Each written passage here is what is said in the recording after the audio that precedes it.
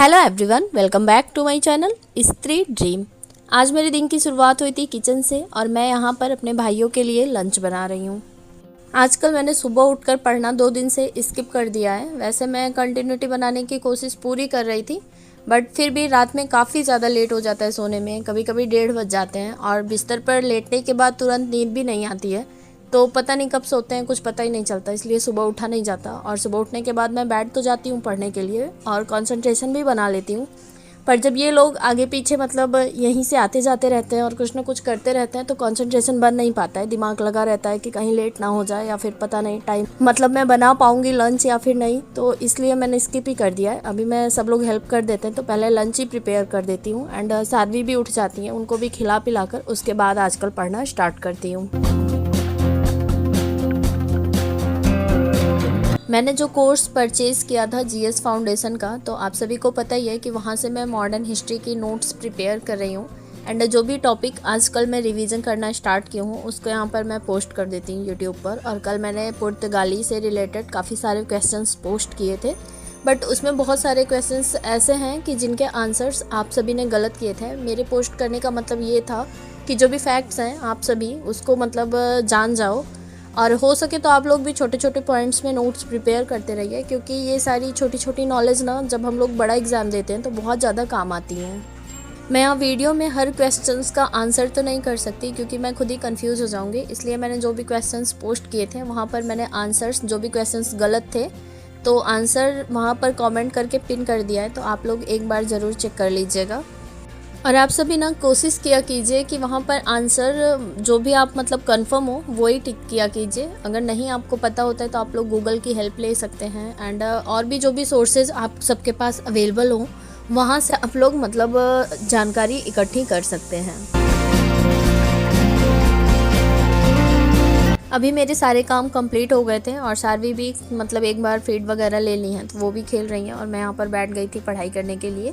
अभी आज से मैं क्लास 8 की एनसीईआरटी की हिस्ट्री एंड ज्योग्राफी स्टार्ट करने वाली हूँ।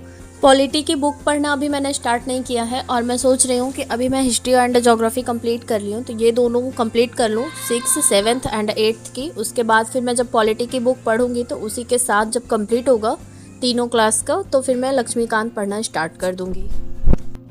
एनसीईआरटी वाली बुक्स को लेकर काफ़ी सारे लोगों को कन्फ्यूज़न है कि बुक का रिव्यू या फिर कौन से राइटर की बुक ली जाए, कहाँ से ली जाए। मैं आप सभी को कई बार शेयर कर चुकी हूँ एंड एक बार फिर से बता देती हूँ कि आपके नियर बाई अगर कोई भी बुक स्टॉल होगा आप वहाँ पर जाकर एनसीईआरटी की बुक्स मांगेंगे जिस भी क्लास की आप सभी को चाहिए तो आसानी से आप सभी को अवेलेबल हो जाएगी। इसका कोई राइटर या फिर कोई प्रकाशन नहीं होता, मैंने सिर्फ एनसीईआरटी की बुक्स कहकर मंगवाया था और ये सारी बुक्स मुझे मिल गई थी।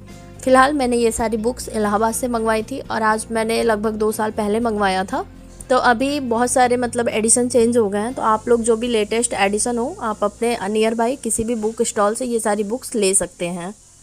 आज हमारे यहाँ पता नहीं क्यों सुबह से ही लाइट कट लग गई थी क्योंकि कुछ काम चल रहा है बगल में कोई बिल्डिंग का, तो इसी वजह से शायद लाइट मतलब आज काफ़ी लेट आएगी।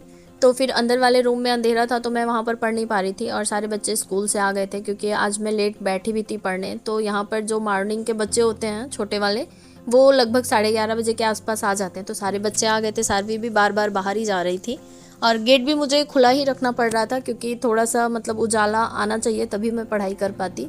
तो बहुत ज़्यादा डिस्टर्बेंस हो रही थी, बट फिर भी मैंने किसी तरह हिस्ट्री का क्लास 8 का 2 चैप्टर यहाँ पर कंप्लीट कर लिया था। पर फिर भी सारवी बहुत ज़्यादा परेशान कर रही थी तो फिर मैं यहाँ पर अब बंद कर दूँगी। इस तरह से पढ़ाई करना आसान नहीं होता है, पर ये सोचकर पढ़ाई करना पड़ता है कि इसके अलावा और कोई ऑप्शन नहीं है। अगर हम लोग हार मान जाएंगे तो फिर अपनी लाइफ में कुछ भी नहीं कर पाएंगे, क्योंकि बहुत सारे ऐसे लोग हैं जो हमारी एज के हैं या फिर हमसे पहले के हैं, हमसे कुछ बड़े हैं, वो लोग गिव अप कर दिए हैं एंड उन सभी की लाइफ को देखकर बहुत ज़्यादा दुख होता है।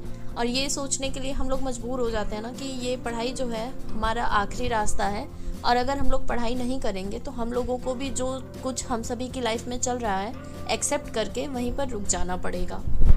मैं जो यहाँ पर टाइमर लगा कर पढ़ती हूँ, इसके बारे में मुझसे बहुत सारे लोग पूछते हैं कि ये कौन सा एप्लीकेशन है। तो गूगल प्ले स्टोर पर आप लोग जेंट स्टॉप वॉच करके सर्च करेंगे तो ये एप्लीकेशन आप सभी को ईजिली अवेलेबल हो जाएगा।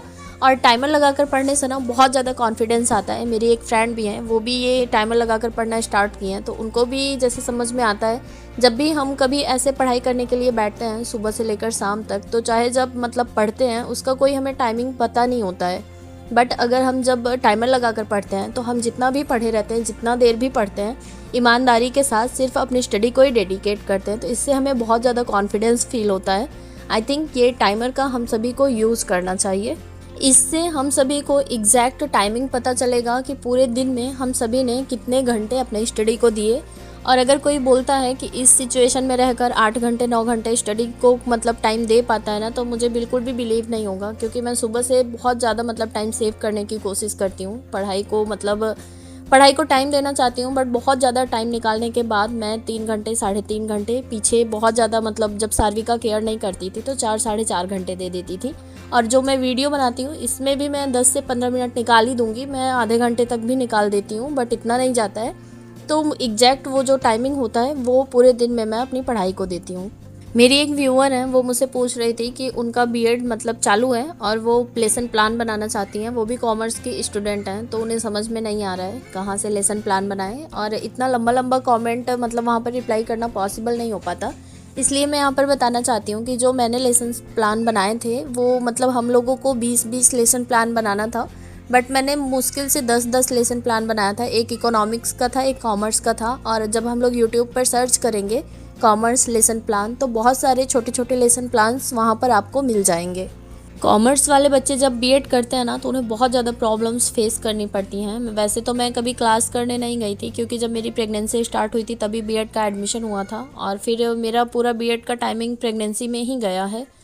तो मैं मतलब क्लास तो गई नहीं थी, बट जब भी टीचिंग लगा था सेकेंड ईयर में मेरा मतलब 3rd सेमेस्टर में, तब मुझे जाना पड़ता था। और उस टाइम मैं सार्वी को लेकर जाती थी। पूरा तो नहीं किया था, पर जो भी 1 हफ्ते के आसपास मैंने किया था सार्वी को लेकर ही किया था। और मेरी बैच में सिर्फ हम 2 लड़कियां थी जो कि कॉमर्स के थे, और बॉयज़ में तो मुझे पता नहीं है, गर्ल्स में मैंने पता किया था तो सिर्फ 2 ही लोग थे, और दोनों लोगों ने इसी तरह से लेसन प्लान बनाया था। क्योंकि हम लोगों को ना कोई हेल्प ही नहीं मिल पाती है। जो इकोनॉमिक्स के भी थे तो जब क्लासेस नहीं करते तो उतना कोरिलेट नहीं कर पाते हैं सबके साथ, और उतना ज़्यादा मतलब हमारा उनसे बन भी नहीं पाता है, क्योंकि जो क्लासेस लेते हैं रेगुलरली उनके साथ ज़्यादा बनती है सबकी। और जो प्राइवेट वाले होते हैं ना उनको कुछ अलग ही नज़रिए से देखा जाता है। पर फिर भी मेरे कॉलेज में काफ़ी सारी लड़कियाँ ऐसी थी जो कि बहुत ज़्यादा कोऑपरेट करती थी और हेल्प भी करती थी, बट मैंने लेसन प्लान्स इसी तरह से बनाए थे। दोबारा शार्वी को खिला पिला लेने के बाद मैंने भी रोटियां बची थी तो घी नमक लगा कर रखा गया था, तो चाय से खा लिया था, तो मुझे भी भूख लगी नहीं थी। तो फिर मैंने दोबारा ज्योग्राफी की बुक पढ़ना स्टार्ट किया। अभी फर्स्ट चैप्टर जो 8th क्लास का है वो तो छोटा ही है और समझ में भी आ रहा था, पर जो सेकंड चैप्टर है बहुत ज़्यादा लेंदी था, तो पढ़ते पढ़ते मुझे बहुत ज़्यादा जैसे उबन जैसा होने लगा, तो फिर मैंने बंद कर दिया था। एंड उसके बाद फिर मैं जो भी थोड़े मोटे काम थे, नहाना धोना था, वो सब कर लिया। और उसके बाद मैं यहाँ पर तीसरी बार फिर से बैठ गई थी पढ़ने के लिए। और अभी यहाँ पर मैं मैराथन क्लास जो चालू की थी, इसको आज मुझे तीसरा दिन है देखते हुए, 2-2 घंटे करके मैं देख रही हूँ, क्योंकि मैं स्पीड से देखती हूँ, पर फिर भी अभी कंप्लीट नहीं हो पाया था। तो आज भी मैं इसका मतलब आज 3rd डे है, ये जो भी टॉपिक्स मेरे बाकी हैं उसको कंप्लीट कर रही हूँ। एक लोग मुझसे और पूछ रही थी कि वो मुझे देखकर ब्लॉग बनाना स्टार्ट की हैं एंड अपनी पढ़ाई को भी कंटिन्यू करना स्टार्ट की हैं, तो उनको मतलब फुली डेडिकेशन के साथ पढ़ाई करना चाहिए या फिर ब्लॉग को भी साथ में लेकर चलना चाहिए। तो मैं आप सभी को बताना चाहूँगी कि जब से मैंने ब्लॉग बनाना स्टार्ट किया है, स्टार्टिंग में मेरी बिल्कुल भी पढ़ाई नहीं हो पाती थी, क्योंकि हम सभी कभी कभी क्या होता है ना, फ़ोन्स वगैरह चलाने लगते हैं तो कितना टाइम बीत जाता है हमें पता ही नहीं चल पाता। और जब से मैं ब्लॉग बनाना स्टार्ट की हूँ तो धीरे धीरे मेरे टाइमिंग में बहुत ज़्यादा इंप्रूवमेंट हुआ है और मुझे बहुत ज़्यादा बेनिफिट मिला इससे। पहली बात तो आप लोग इससे अगर आपका चैनल मोनेटाइज हो जाता है तो फाइनेंशियली इंडिपेंडेंट भी हो जाते हैं और कुछ डिसीजंस अपने खुद भी ले सकते हैं। एंड सेकेंड चीज़, जब हम लोग ब्लॉग बनाते हैं तो इससे हमारी टाइमिंग भी मेंटेन हो पाती है, क्योंकि हमें पता होता है कि हमें क्या चीज़ कब रिकॉर्ड करना है, जिससे कि हमें बहुत ज़्यादा हेल्प मिलती है। अभी मुझे ब्लॉग बनाने से तो काफ़ी सारी बेनिफिट्स दिखाई दे रहे हैं, क्योंकि मैं रेगुलर कर पाती हूँ चीज़ों को। और अगर मैं जिस दिन नहीं भी पढ़ पाती हूँ उस दिन भी मुझे जैसे ऐसा लगता है कि नहीं, मुझे थोड़ा सा तो इंटरेक्ट करना चाहिए आप सभी के साथ। और मैं तब भी कोशिश करती हूँ थोड़ा ही पढूं, क्योंकि मुझे अंदर से ये रहता है कि आप सभी के साथ शेयर करना है। एंड मैं बहुत ज़्यादा पॉजिटिव भी फील करती हूँ, क्योंकि फालतू चीज़ों के लिए फिर मेरे पास टाइम ही नहीं होता है। क्योंकि ऐसे क्या होता है, जब हम लोग खाली पीली रहते हैं तो मोबाइल्स वगैरह चलाते हैं, रील्स देखते हैं, शॉर्ट वीडियो देखते हैं, या फिर किसी से बात करने में बहुत ज़्यादा टाइम अपना वेस्ट करते हैं। और ज़रूरी नहीं है कि हम लोग सभी से अच्छी बातें ही करते हों, हमारा दिमाग भी बहुत ज़्यादा ख़राब होता है, बहुत ज़्यादा नेगेटिविटी हम लोगों के ऊपर हावी हो जाती है।